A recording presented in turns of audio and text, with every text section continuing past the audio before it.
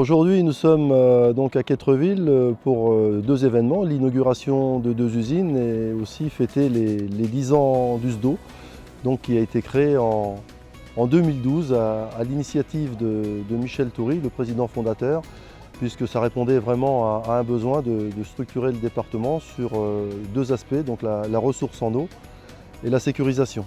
Alors, le syndicat départemental de l'eau de la Manche, c'est un syndicat, comme son nom l'indique, qui regroupe un bon nombre de syndicats historiques. Ça nous a permis de fédérer différents acteurs d'anciens syndicats d'eau qui existaient sur le territoire. Et en théorie, ça devait s'arrêter là. Sauf qu'en 2015, la loi NOTRe est passée par là, confiant un certain nombre de compétences aux intercommunalités. Et les élus de l'époque, des syndicats dont je viens de parler, ont considéré à juste titre que l'eau c'était quelque chose de très spécifique et que ça devait être géré donc à une échelle supra-communautaire. C'est pourquoi certains d'entre eux ont décidé de confier la gestion de la production et de la distribution au syndicat départemental de l'eau, donc deuxième niveau de compétence. D'un côté, la compétence de base que j'évoquais tout à l'heure, ressources en eau, sécurisation, puis après 2015, la prise de compétence production-distribution pour les syndicats qui le souhaitaient. En 2018, puisque tout n'est pas fini, le préfet Sabaté, préfet de l'époque, préfet de la Manche, initie la mise en place d'un PGRE, d'un plan de gestion de la ressource en eau.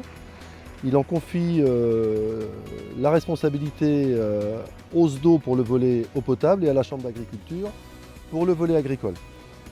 Et compte tenu de l'été que l'on vient de passer, ce plan de gestion de la ressource en eau a pris tout son sens et le SDO a bien évidemment pris sa part pour gérer au mieux la situation estivale qui n'est pas finie, puisque l'automne arrive, mais les débits les plus bas ne sont encore pas atteints, puisque les débits d'étiage vont arriver vraisemblablement dans quelques semaines, fin septembre, début octobre.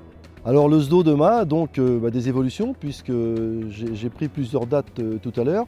Une échéance importante, ce sera 2026, avec la prise de compétences eau potable par l'ensemble des EPCI. Aujourd'hui, uniquement les communautés d'agglos sont compétentes en matière d'eau potable. Alors soit elles la gèrent en direct, soit elles confient la gestion au syndicat départemental de l'eau.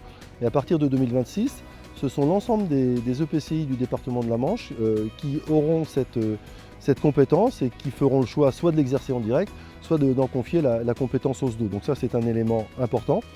Et puis un deuxième élément, bien évidemment, c'est la prise de compétences assainissement qui fait partie d'une réflexion actuellement sur laquelle on envisage proposer cette compétence à la carte, comme le font certains autres syndicats départementaux un peu partout en France.